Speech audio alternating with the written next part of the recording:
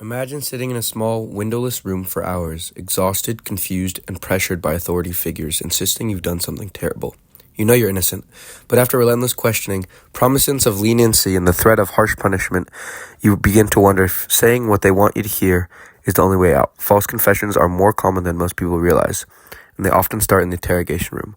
What's worse, the promise of parole can complicate things even further, pushing some to admit to crimes they didn't commit just to gain their freedom. In this project, we'll explore how the environment of the interrogation room, the pressure of parole decisions, and flawed legal tactics all contribute to the troubling reality of false confessions. Interrogation rooms are designed with one purpose: to break you down. They are intentionally bare, with no windows, no clocks, and often no lawyers present. You feel trapped, with the only means of escape being a confession, even if it's not true. As hours stretch on, exhaustion sets in. The pressure builds, and for many, even the innocent, something eventually breaks. Dr. Saul Kassin, an expert on the physiological side of interrogation rooms, says, "They are isolated, they are away from anybody who is familiar, and essentially everyone has a breaking point. These are cases where individuals who know they are innocent break down and confess in order to extract themselves from a very bad situation." In addition, we talked to Stephen Spagnuolo, a general works officer with experience and time spent in interrogation settings. Although Officer Spagnuolo did not consent to a recording, we were permitted to quote an email chain between us.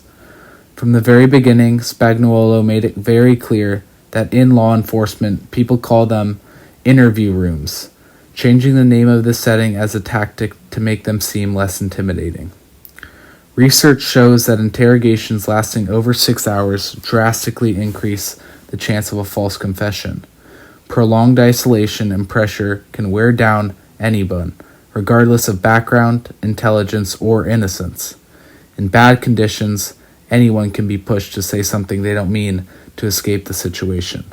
This is how false confessions happen, not from guilt. Interrogators don't just rely on the pressure to make someone crack. They often use promises of relief to lead to a confession, one of the most common being the promise of parole.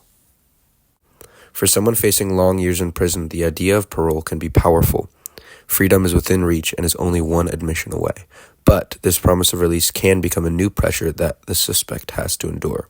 Dr. Kassin says, interrogators may say, if you confess, we'll go to bat for you. With the judge, we'll make sure you get a lighter sentence or parole. That pressure can be overwhelming for someone in that situation.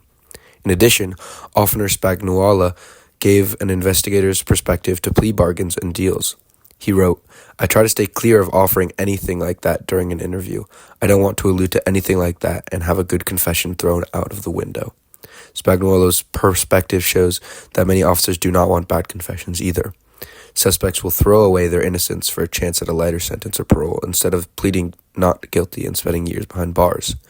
Admitting guilt increases the likelihood of a favorable parole outcome for an inmate, whereas proclaiming innocence serves to diminish the chance of release.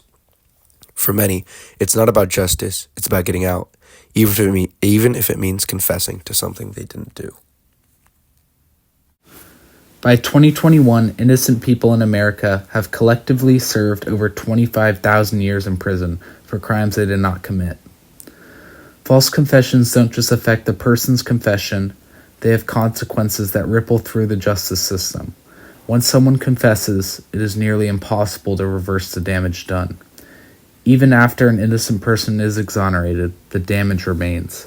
False convictions cost time, money, and tragically, years of a person's life. Wrongful convictions take away innocent lives, while the real criminals are free from punishment. DNA evidence has exonerated more than 325 people in the U.S. who confessed to crimes they did not commit. The psychological scars of a wrongful conviction don't fade once a person is released. The trauma, years lost, and stigma that follows them are all long-lasting effects of wrongful convictions. Devonia Inman, who was exonerated through DNA evidence in 2025, says, "I spent 23 years behind bars for something I didn't do. It took a long time to fix, even though it was so clear I wasn't guilty. I'm glad I finally get to go home." Stories like Inman's reveal just how deeply the justice system can fail. and once a decision is made, it becomes a barrier to the truth. False confessions don't just steal freedom, they steal time, identity, and hope. And unless change is made to the system, more will be caught in the same trap. The good news is that change is happening. In recent years, several states have passed laws requiring that interrogations be recorded in full from start to finish. This makes it harder for coercive tactics to go unnoticed or unchallenged in court. We spoke to Officer Brian Liu of the Taraville Police Department, and he spoke about his training and specifically the Miranda rights. These important rights changed how every police officer does their job, and this change has helped people who might have falsely confessed.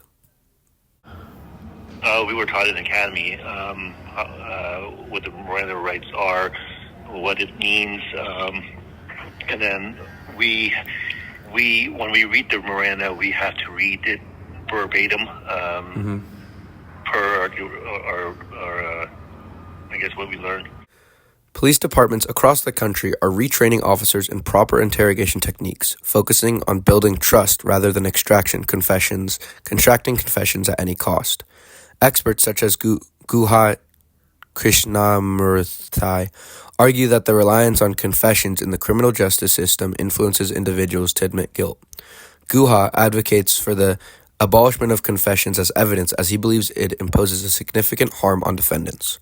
Organizations like the Innocence Project and the Georgia Innocence Project work tirelessly to fight in courtrooms to protect the innocents, support ex-offenders, and reform the laws that have failed them. The system can change, and it must, because the cost of inaction isn't just years lost, it's lives forever altered. False confession destroys lives. They trap the innocent and let the guilty go free. Until we change how we interrogate, how we judge, and how we listen, justice will remain out of reach for too many.